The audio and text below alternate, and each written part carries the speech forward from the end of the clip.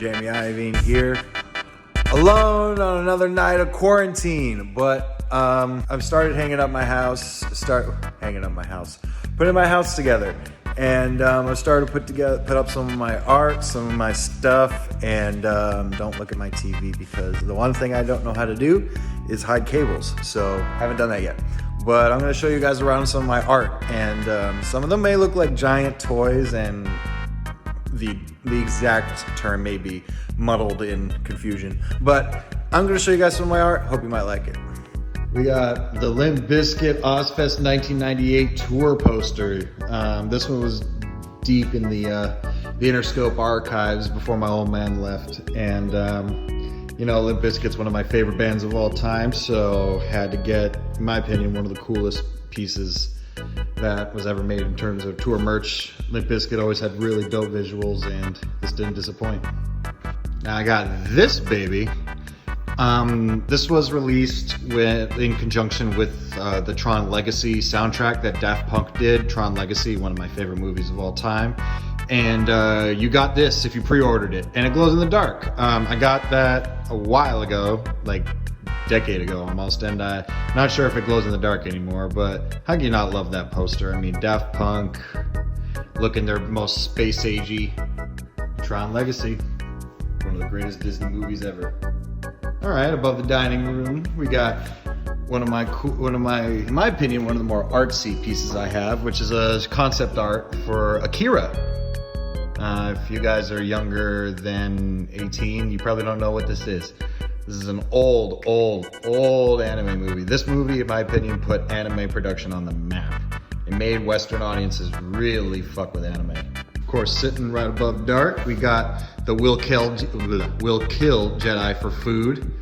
And I'm not sure who shot this, but my awesome cousin DJ got this one for me for my 30th birthday. And I love this piece. It goes great with the white wall. And if you know me, you know I love this shit.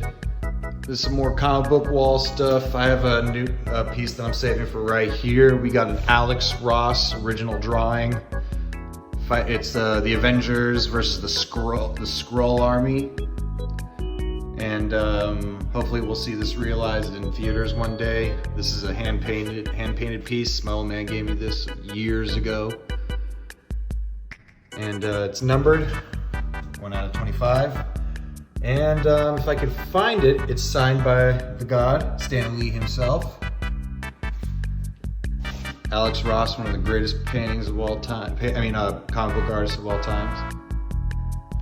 In this one, we got Bane, done by one of my favorite street artists, Della Desso. My buddy Nick turned me on to him, and he does this whole aesthetic where he turns characters into this really drippy, zombie-like character, and you know, I love me some Bane. Yes, this is a fantastic painting. All right, still putting the living room together. This couch is old, I'm getting rid of that one. But we got this dope piece.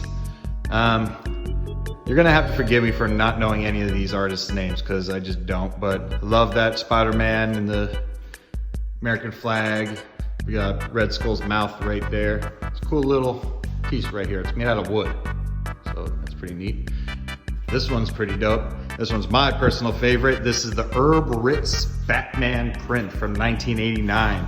This was Michael Keaton Batman. This is an original from the famous photographer Herb Ritts that was left to my family before he passed. Rest in peace, Herb Ritts. And this is, from my opinion, the best piece in the house. Next up, we got the life-size Kenner Stormtrooper. This is as tall as I am. It's got a nice little Boba Fett print that I found on Etsy. I don't know who did it, but just thought it would go pretty good next to the Stormtrooper. And down here, we got the Snoopy cosplaying as Charlie Brown Super 7 statue that I got. It's a network drop, and I haven't put him on yet, but he comes with a little Charlie Brown mask, so he can be Charlie Brown. It's a little creepy, but I love me Snoopy, so that's gotta be in the house. All right, this is the office now.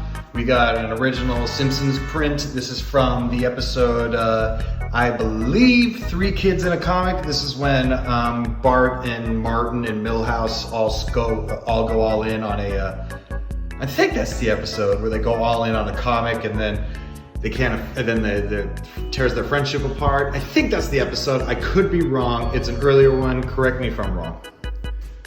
Got a signed Stan Lee. This is from the event honoring him right before he passed. Signed card right there. Love me some Stan Lee. My sister Jade got done up for me. Jade, forgive me. Jessica, forgive me if this was you, but this was given to me so many years ago, I don't remember. It's me as the Joker. I just like it. We're making our way into the collection room.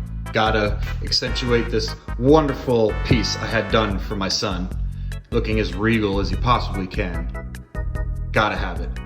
And then we're in here, we're in the collection room, which as you can see, I'm unboxing a lot of stuff. Got my glass cases set up, got some shelves, got some, we'll get into the collection when it's up, but I got this really dope, what's that material called? Velvet, I guess? This Matt Hardy painting, one of my favorite wrestlers of all time, yes!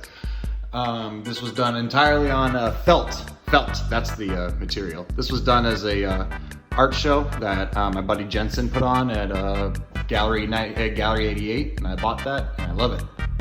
Next up, from Hasbro Maniacs, a reprint of the, my opinion, the greatest Royal Rumble of all time, Royal Rumble 1992. Got some bangers up there. And this next one is another piece from the art show that Jensen put on. It is a Lucha Libre style poster for the original Hell in a Cell match, which featured the debut of Kane. So, sangre male en tu casa. It's bad blood in your house in Spanish. Solo en pay-per-view, 5 de octubre. So only on pay-per-view on October 5th. But not least, the God, the greatest man that ever lived, the man who defined what it is to be a man. Stone Cold Steve Austin's signed vest. Give me a hell yeah! And that's it. That's just a few of the pieces I have up. I have some more to do, but I'll showcase a little more of my stuff, especially when I put up my collection. So stay tuned.